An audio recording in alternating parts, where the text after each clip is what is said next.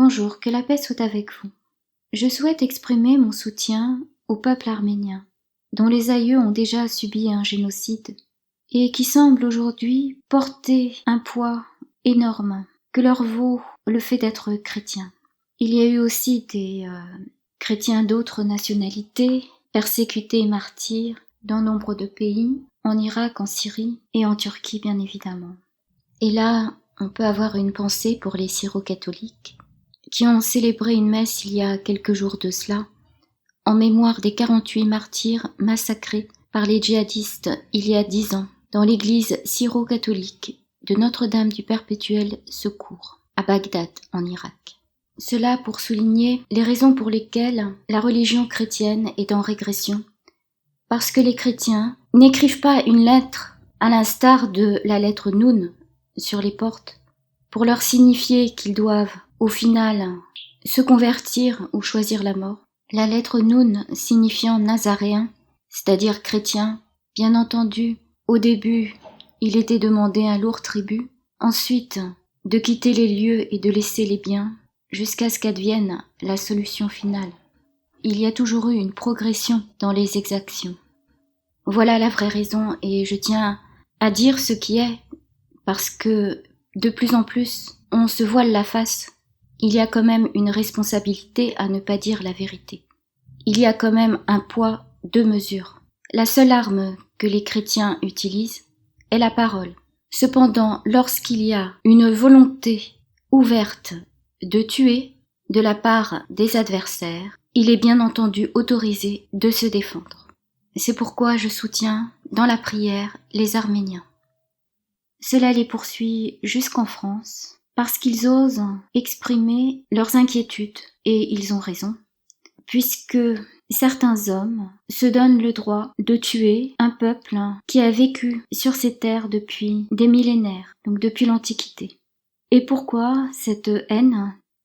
C'est qu'il s'agit d'une haine contre Jésus lui-même, et il l'a exprimée auprès des apôtres. Il les a prévenus. Et je vais lire le passage qui peut nous éclairer là-dessus. Il est extrait de l'Évangile selon saint Jean, chapitre 15, du verset 18 au verset 27. « Si le monde vous hait, sachez que moi, il m'a pris en haine avant vous. Si vous étiez du monde, le monde aimerait son bien. Mais parce que vous n'êtes pas du monde, puisque mon choix vous a tiré du monde, pour cette raison, le monde vous hait. Rappelez-vous la parole que je vous ai dite. Le serviteur n'est pas plus grand que son maître. S'ils m'ont persécuté, vous aussi, ils vous persécuteront. S'ils ont gardé ma parole, la vôtre aussi, ils la garderont. Mais tout cela, ils le feront contre vous à cause de mon nom, parce qu'ils ne connaissent pas celui qui m'a envoyé. Si je n'étais pas venu et ne leur avais pas parlé, ils n'auraient pas de péché. Mais maintenant, ils n'ont pas d'excuse à leur péché. Qui me hait est aussi mon Père. Si je n'avais pas fait parmi eux les œuvres que nul autre n'a faites, ils n'auraient pas de péché. Mais maintenant ils ont vu, et ils nous haïssent, et moi et mon Père. Mais c'est pour que s'accomplisse la parole écrite dans leur loi. Ils m'ont haï sans raison. Lorsque viendra le Paraclet, que je vous enverrai d'auprès du Père, l'Esprit de vérité qui vient du Père, il me rendra témoignage. Mais vous aussi, vous témoignerez, parce que vous êtes avec moi depuis le commencement. Cette haine envers les chrétiens est nourrie par le monde, y compris par les juifs et par les musulmans. Pour certains d'entre eux, bien sûr, pas tous, mais en tout cas pour ceux qui convoitent leurs biens et qui ne se préoccupent pas de savoir qui est Jésus. Cela s'explique par le passage suivant. Évangile selon saint Marc, chapitre 3, du verset 22 au verset 30. Et les scribes qui étaient descendus de Jérusalem disaient : il est possédé de Béelzéboul. Et encore, c'est par le prince des démons qu'il expulse les démons. Les ayant appelés près de lui, il leur disait en parabole : comment Satan peut-il expulser Satan ? Si un royaume est divisé contre lui-même, ce royaume ne peut subsister. Et si une maison est divisée contre elle-même, cette maison-là ne pourra se tenir. Or, si Satan s'est dressé contre lui-même et s'est divisé, il ne peut pas tenir, il est fini. Mais nul ne peut pénétrer dans la maison d'un homme fort et piller ses affaires s'il n'a d'abord ligoté cet homme fort, et alors il pillera sa maison. En vérité, je vous le dis, tout sera remis aux enfants des hommes, les péchés et les blasphèmes, tant qu'ils en auront proféré. Mais quiconque aura blasphémé contre l'Esprit Saint n'aura jamais de rémission. Il est coupable d'une faute éternelle. C'est qu'il disait, il est possédé d'un esprit impur. Ceux qui se font les héritiers de ces scribes, et des grands prêtres d'ailleurs, qui ont condamné Jésus, se font héritiers du blasphème envers l'Esprit Saint, et il leur appartient de renier cet héritage s'ils ne veulent pas à leur tour être jugés par la parole.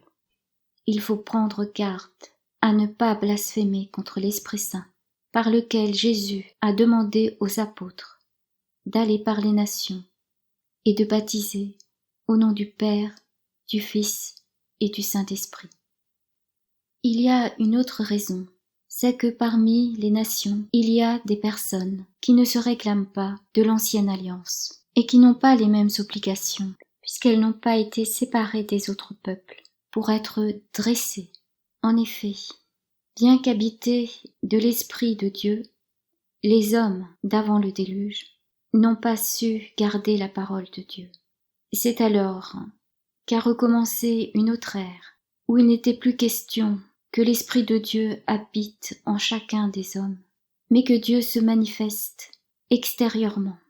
Et il l'a fait auprès d'hommes justes, comme Abraham, Isaac et Jacob, avec lesquels il a scellé une alliance, qu'il a renouvelée, qu'on appelle communément ancienne alliance, puisqu'il s'agit de l'alliance avec le peuple juif.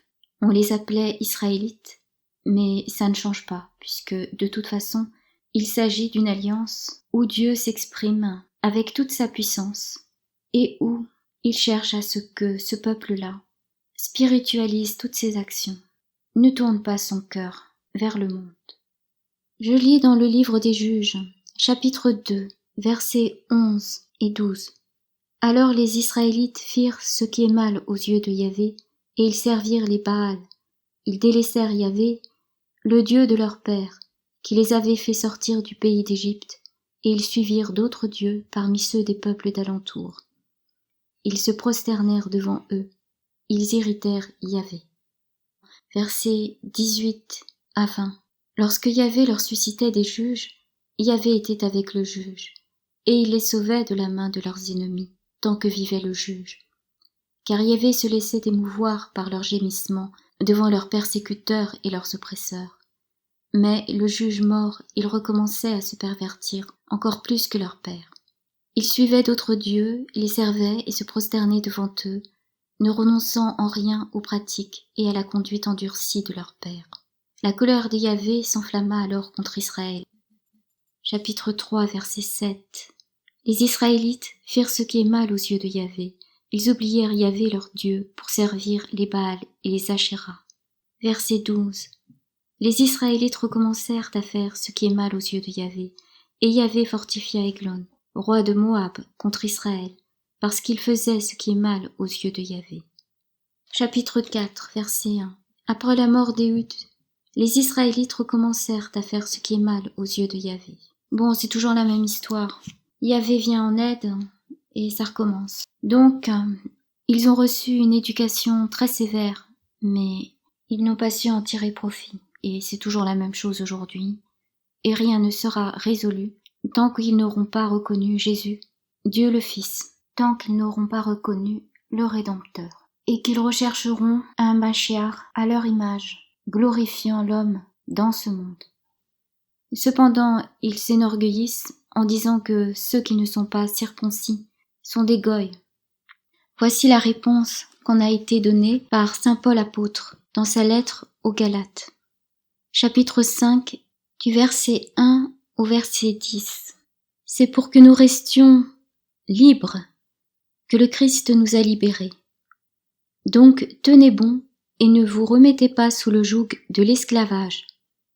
C'est moi, Paul, qui vous le dis. Si vous vous faites circoncire, le Christ ne vous servira de rien.